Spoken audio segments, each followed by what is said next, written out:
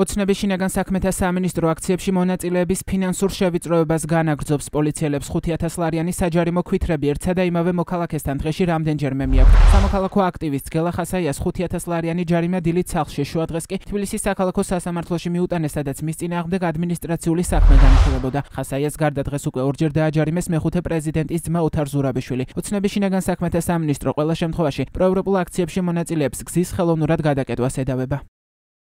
5,000 ლარით უკვე მესამედ დააჯარიმეს ოპოზიციონერი პოლიტიკოსი ალექსი პეტრიაშვილის. ოცნების მხრიდან ფსიქოლოგიური ზეწოლის მცდელობაზე საუბრობს, რადგან საჯარიმო ქვითრები პოლიციელებს ხან მშობლების სახლში მიაქვთ, ხან კი იქ, სადაც მისი მცირეწლოვანი შვილიშვილები ცხოვრობენ. გუშინდელი ამბის გაგრძელება არ გაინტერესებთ, რო ვაგინი ავადმყოფ მამასთან როგორ მიიტანეთ ქვითარი, მეთქი დღეს არ გაინტერესებთ ახალი ქვითარი სად მიიტანეს. შვილიშვილები სადაც ცხოვრობენ დოლიძეზე. კრიმპოლის 6 თანამშრომელი დაადგა 3 წლის, კიტას და 1 წლის უნას და ჩამოუნგრიეს კარები ბრახუნით. მან რა გინდოდათ შეხება არ მაქვს მეთქი, მოძიებული ინფორმაციით მოვიტანეთო. თქვენ შტკვაში ფსიქოლოგიურ ტერორს აწყობ და გონიათ დამაშინებთ. ერთმა შვილმკვდარმა მამამ მითხრა, ასეთი უბედურების მერე აღარაფრის გეშინიაო, ხო და იწანწალეთ ასე. დღეს 5,000 ლარით დააჯარიმეს პოლიტპატიმარ ონისე ცხადაძის ძმა სანდრო ცხადაძეც. ის პოლიცია მანქანით გადაადგილებისას გააჩერა და საჯარიმო ქვითარი გადასცა.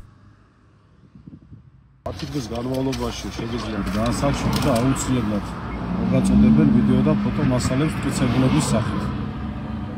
გადახდის ვადა 30 დღე არ უნდა გადააცილოთ ნებისმიერ ბანკში. კარგად შენდებოდეთ. Piatishi. Darcheneli kula 100. 100 ქულიანი მძღოლი ვარ. და 5,000 ლარიანი სამართალ დამღვევი. მანქანით გადაადგილებისას გააჩერეს და 5,000 ლარიანი საჯარიმო ქვითარი გადასცეს ნაციონალური მოძრაობის წევრს გიორგი კაპანაძესაც.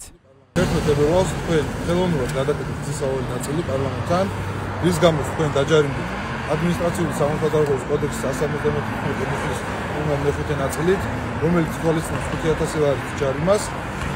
10 დღის განმავლობაში შეგიძლიათ დაასაჩივროთ აღნიშნული ჯარიმა და ერთი თვის ვადაში უნდა გადაიხადოთ. ეს თქვენი საფუძვები.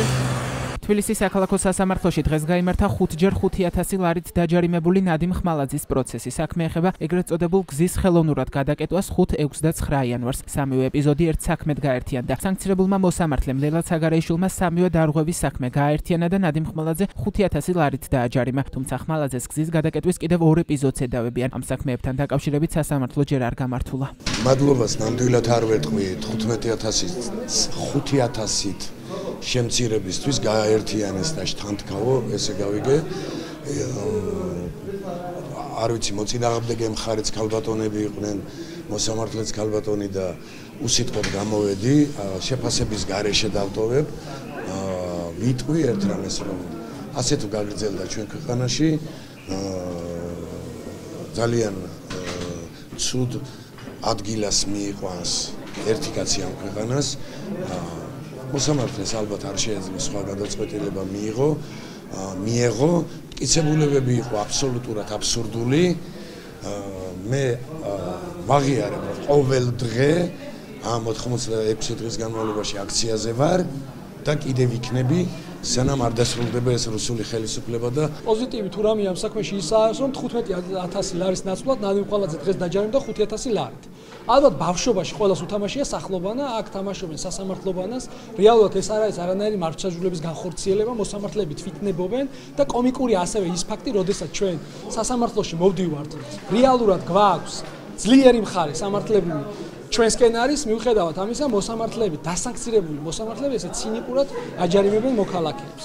მაგრამ თავარი არის ერთი რამ, რომ ამ ტერორს ადამიანები არ უშინდებიან და თავარი არის ის, რომ გაგრძელდეს პროტესტი და ცვლილებები იყოს ამ ქვეყანაში, მათ შორის ძირეული ცვლილებებია განსახორციელების სასამართლო სისტემაში. დღესვე დაჯარიმების შესახებ ტელეფონით აცნობის ან ქვითარი სახლში მიუტანეს აქციებში მონაწილე კიდევ არაერთ მოქალაქეს. აქტივისტებისა და პოლიტიკოსების გარდა ოცნების შინაგან საქმეთა სამინისტრო აჯარიმებს ჟურნალისტებსაც. ჟურნალისტური ეთიკის ქარტიამ დღეს მედიის იმ წარმომადგენლების სია გამოაქვეყნა, ვისაც პროფესიული მოვალეობის შესრულებისას გზის ხელოვნურად გადაკეტვას ედავებიან. ქარტიის ინფორმაციით ასეთია 13 ჟურნალისტი, მათ შორის არიან სტუდია მონიტორის, TV პირველის, პუბლიკის, სტაბულას, მთავარი არხის, მედია აპრილის, რადიო თავისუფლების, ევრონიუსისა და მეცხრე ტალღის ჟურნალისტები.